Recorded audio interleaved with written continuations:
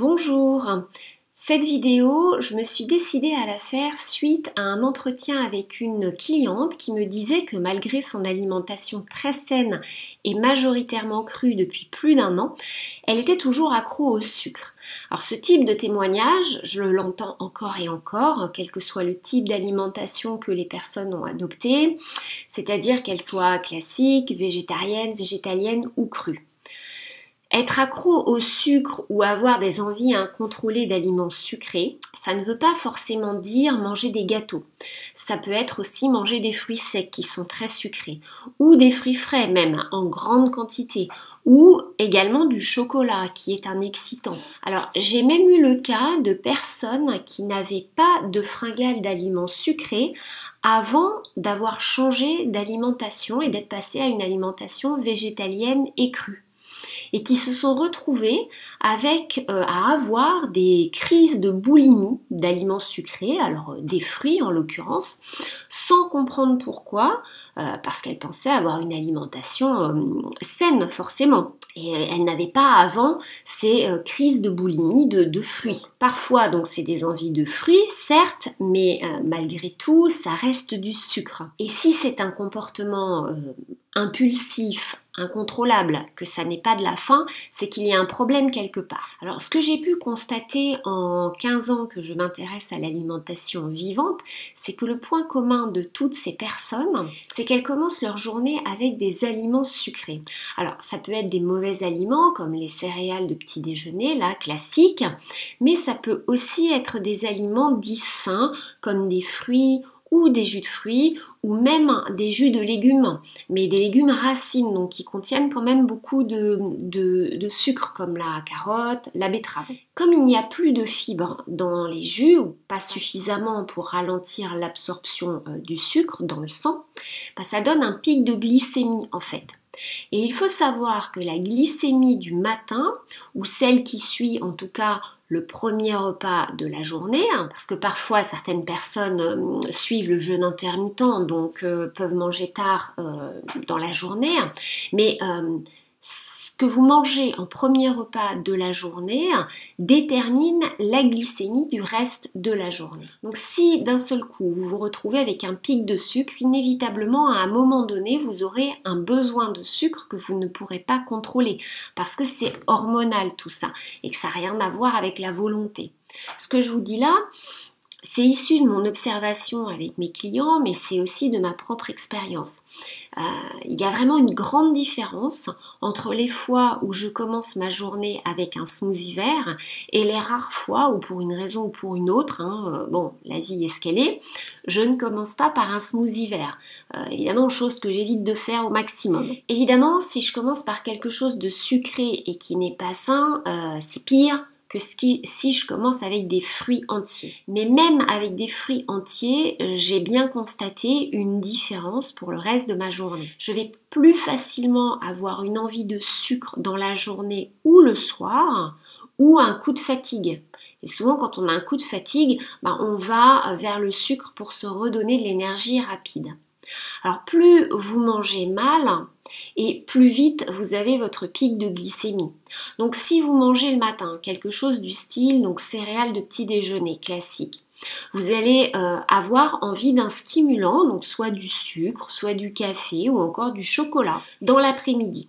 Parfois même avant, dans la matinée. Si vous avez commencé avec des fruits votre journée, vous n'aurez peut-être pas ces envies dans l'après-midi, mais vous les aurez un peu plus tard dans la soirée. Mais là encore, bon, on est tous différents.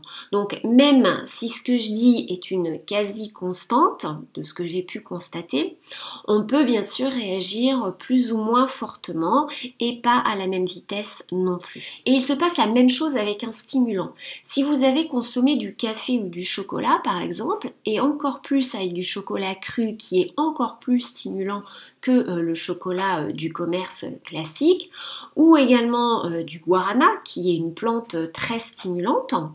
Si vous commencez avec ça au premier repas, donc au lever, vous entretenez l'addiction et l'envie du sucre et des stimulants. Le corps, il n'est pas fait pour fonctionner tous les jours avec des stimulants. Il m'arrive de consommer bien sûr du cacao cru, je trouve ça vraiment très bon.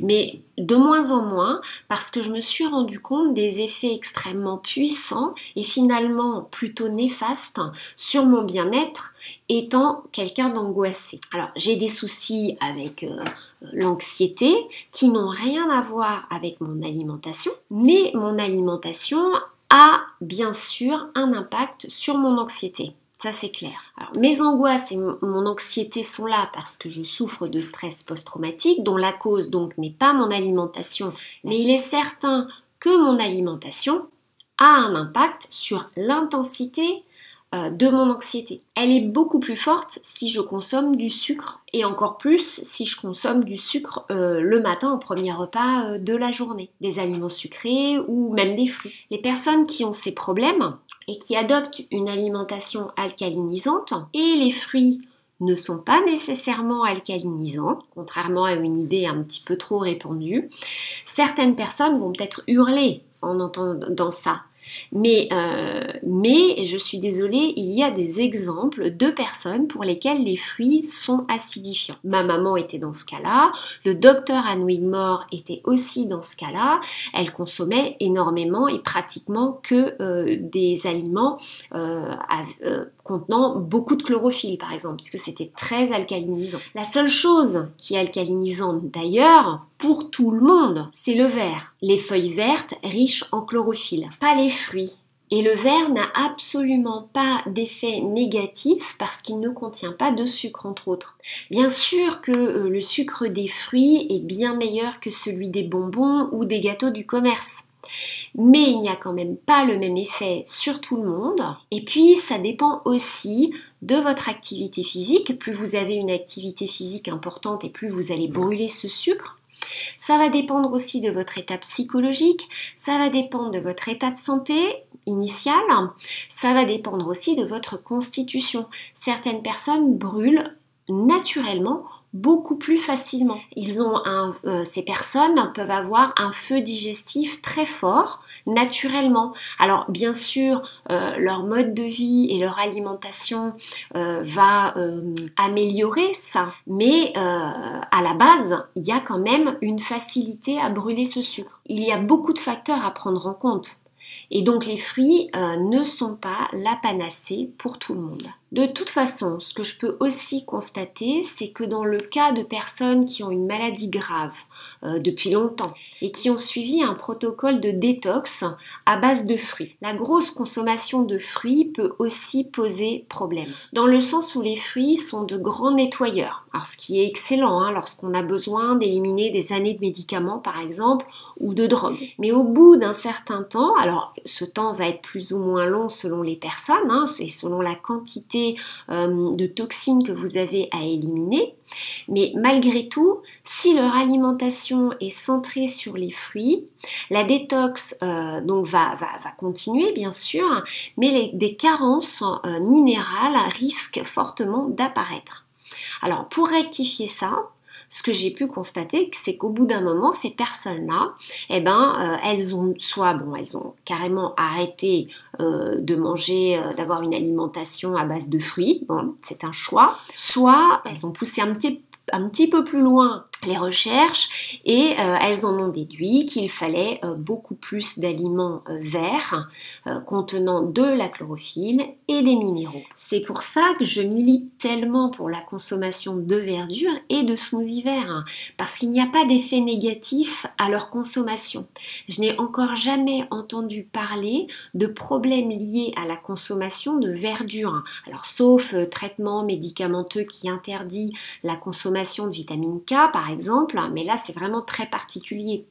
Je n'ai jamais entendu ou lu un témoignage d'une personne qui aurait eu des problèmes de santé parce qu'elle aurait trop consommé de smoothies verts. Par contre, c'est pas tout à fait la même chose avec les jus. Il y a eu des fois des problèmes avec des personnes, et entre autres les personnes dont je vous parlais au début, parce qu'elles consommaient trop de fruits ou trop de jus de fruits ou de jus à base de légumes racines par exemple, parce que les jus n'ont presque plus de fibres. Et donc du coup, Quand vous faites des jus, il faut faire vraiment très attention à ce qu'ils contiennent. C'est très important. Parce que un smoothie vert, comme il est très riche en fibres et que les fibres sont de toute façon un élément indispensable à la bonne santé, eh bien, même s'il y a un peu trop de sucre, qui est très perturbant pour le corps, hein, qui peut entraîner des réactions en chaîne, qui au bout d'un moment posent problème, même si le corps est résilient, eh bien, ces fibres, elles permettent de ralentir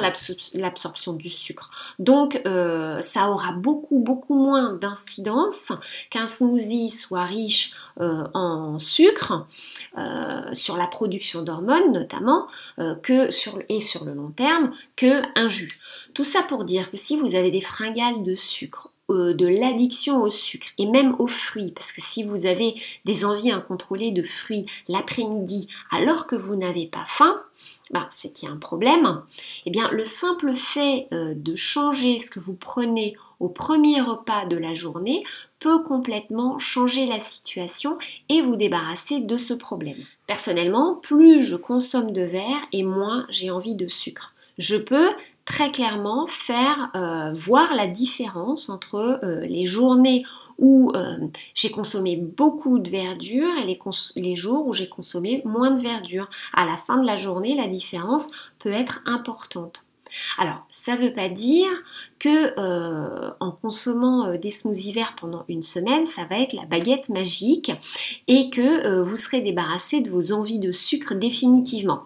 Évidemment, ça ne marche pas comme ça. C'est tous les jours que vos cellules ont besoin du bon carburant. C'est comme votre voiture, hein, quand elle n'a plus d'essence. Vous allez mettre de l'essence, mais vous allez choisir votre essence. Vous mettez toujours la même, celle qui lui convient. Si vous changez d'essence et que vous en mettez une qui n'est pas faite pour elle, forcément elle va fonctionner beaucoup moins bien.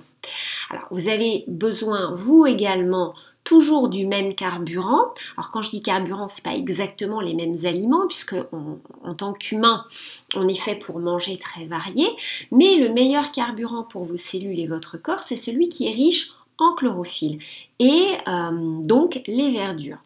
En consommant beaucoup de verre tous les jours, vous aurez beaucoup moins besoin, voire plus du tout de stimulants et de sucre.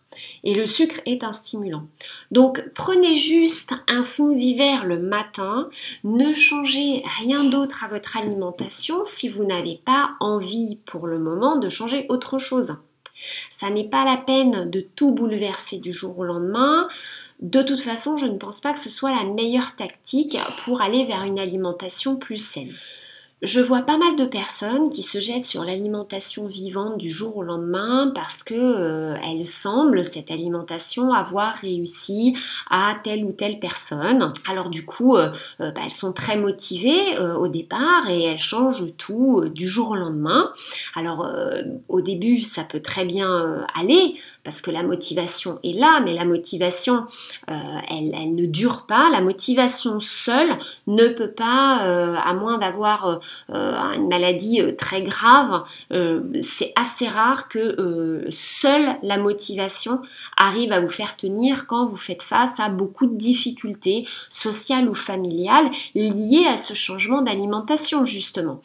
La motivation, ça suffit pas en fait pour faire des changements durables. Il faut qu'il y ait autre chose que la motivation. Et votre corps et votre cerveau, ils ont besoin d'un temps d'adaptation, en tout cas pour la majorité des gens c'est le cas, il faut vraiment y aller progressivement.